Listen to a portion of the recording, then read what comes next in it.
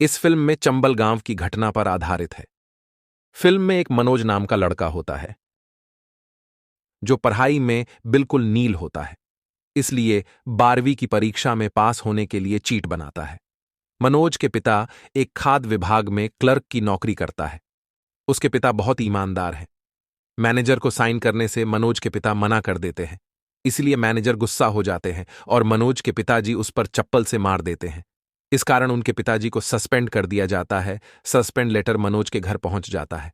इस पर मनोज की दादी गुस्सा हो जाती है, डाकिया को पकड़ लेती है और मनोज के भाई को 2 नाली लाने के लिए कहती है। मनोज परीक्षा हॉल में चिट लेके बैठ जाता है। तभी मास्टर कहते हैं, इस बार चिट फेंक दो, मैं खुद ही सारे जवाब ब्लैक बोर्ड पर लिख दूंगा।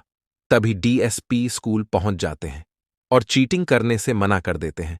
तभी प्रिंसिपल सर क्लास में आ जाते हैं और डीएसपी साहब को अपने ऑफिस में ले जाते हैं। डीएसपी साहब विधायक से बात करने से मना कर देते हैं। प्रिंसिपल सर को गिरफ्तार कर लिया जाता है।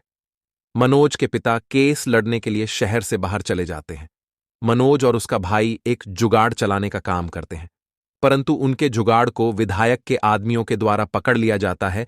इस पर मनोज का भाई विधायक के आदमी पर चप्पल से वार कर देता है। थोड़ी दूर चलकर पुलिस के द्वारा उनके जुगाड़ को पकड़ लिया जाता है और मनोज और उसके भाई को जेल में बंद कर दिया जाता है। मनोज सहायता के लिए डीएसपी सर के पास पहुंच जाते हैं, परंतु एक बार तो डीएसपी सर भी आने से मना कर देते हैं। परंतु कुछ समय बाद डीएसपी सर उसके साथ चलने को तैयार हो जाते हैं और मनोज और उसके भाई को जेल से छुड़वा देते हैं। तभी मनोज डीएसपी सर को कहते हैं कि मैं आपके जैसा कैसे बन सकता हूं। तभी डीएसपी कहते हैं कि आपको चीटिंग करनी छोड़नी होगी। यह बात मनोज के मन में गहरी बैठ जाती है और वह परीक्षा में नकल नहीं करता। उसकी दादी उसे अपने जीवन की सारी बचत का पैसा उसे दे देती है और आईपीएस की तैयारी करने के लिए ग्वालियर भेज देती है। दुर्भाग्यवश उसका बैग चोरी हो जाता है जिसमें उसके सारे पैसे होते हैं। वह थकाहारा कोचिंग सेंटर के सामने जाकर बैठ जाता है। कोचिंग सेंटर के अंदर जाने पर उसे पता चलता है कि 3 साल के लिए सभी भर्ती पर रोक लगा दी गई है। वह एक होटल मालिक से भोजन मांगने की प्रार्थना करता है और उसे भोजन दे दिया जाता है। तभी उसकी मुलाकात एक पांडे जी से होती है।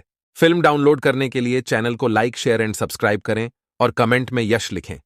मैं कमेंट में आपको फिल्म का लिंक दे दूंगा।